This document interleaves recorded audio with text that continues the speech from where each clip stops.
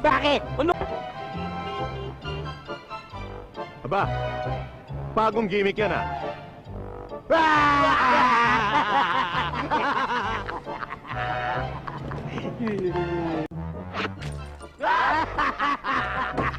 Bola na iwan, oh!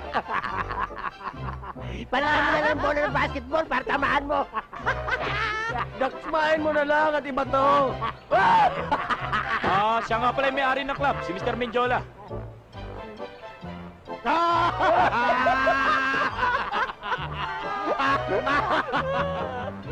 Basta kaya? Masyado kang lapitin ng mga babae? Ha? Anong meron ka na wala ko?